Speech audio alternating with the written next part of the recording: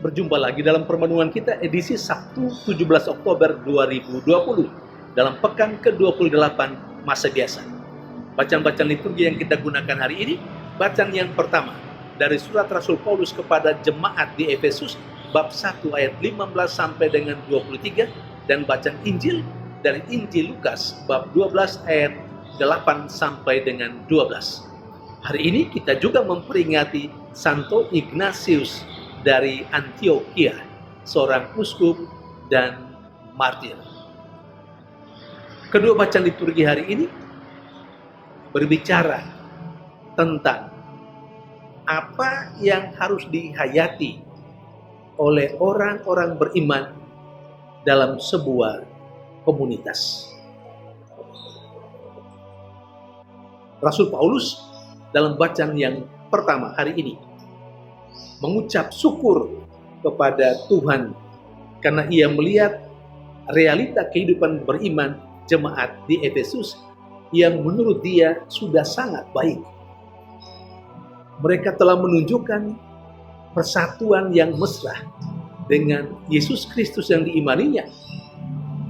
Dan karena persatuan dengan Kristus, maka konsekuensinya orang-orang yang percaya kepada Kristus dalam komunitas jemaat di Efesus, mereka juga bersatu, bersaudara, dan saling mengasihi di antara mereka dalam komunitas orang beriman dan juga dalam komunitas secara umum di Efesus.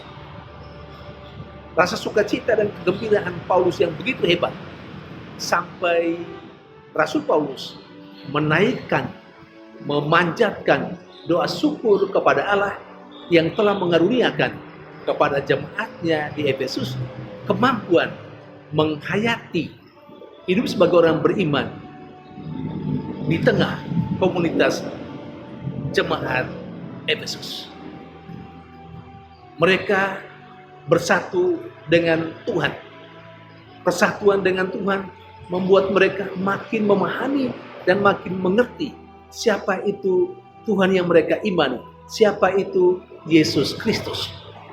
Dan dalam persatuan yang begitu mesra dengan Yesus, mereka akhirnya mendapat karunia Roh Tuhan sendiri yang menolong mereka untuk lebih memahami siapa Yesus yang telah mengalami penderitaan, yang telah mati di kayu salib, dan yang telah bangkit.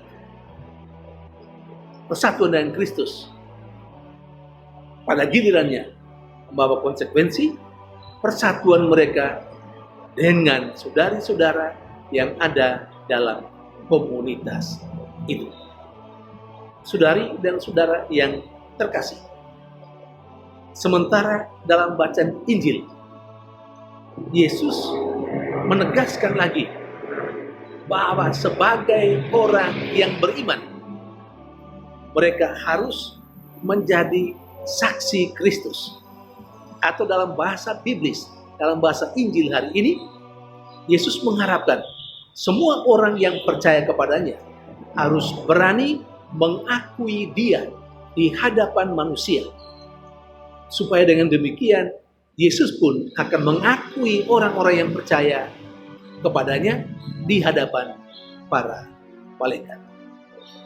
Saudari dan saudara yang terkasih dalam Yesus Kristus, kiranya kedua bacaan liturgi hari ini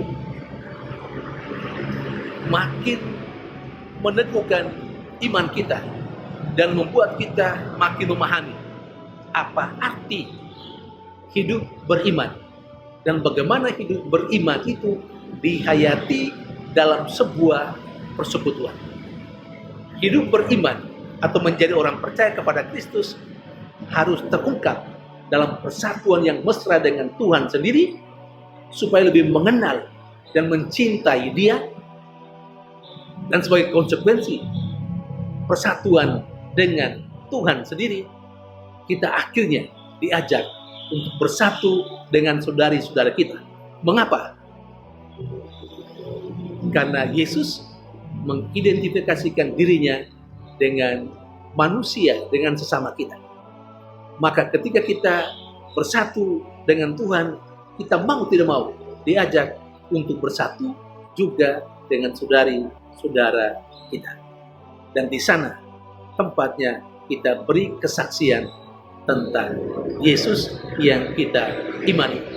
Jangan malu, jangan takut memberi kesaksian tentang Yesus di hadapan manusia, supaya kita pun akhirnya diakui oleh Yesus sebagai murid-muridnya. Kalau kita sudah dengan berani juga mengakui Dia di hadapan manusia. Dan bagian paling akhir, setelah kita melakukan semua itu, kita akan mendapat kebahagiaan hidup bersama dengan Dia. Hari ini kita memperingati Santo Ignatius dari Antioquia, seorang uskup dan martir. Santo Ignatius melihat dirinya sebagai gandum Kristus yang harus digiling di mulut binatang untuk menjadi roti murni.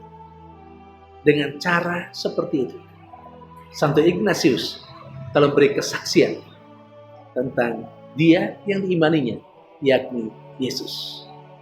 Dan karena itu, dia memperoleh kebahagiaan. Bahkan, sebagai konsekuensi persatuan dia dengan Kristus, dia juga membangun persatuan dengan umatnya. Maka, Santo Ignatius juga, sebelum mengakhiri hidupnya sebagai martir, dia memberikan kekuatan dan nasihat kepada umatnya untuk tetap teguh beriman kepada Yesus dan untuk melawan ajaran-ajaran sesat. Saudari dan saudara yang terkasih, semoga kita menjadi saksi-saksi Yesus Kristus yang kokoh dan kuat. Tuhan memberkati.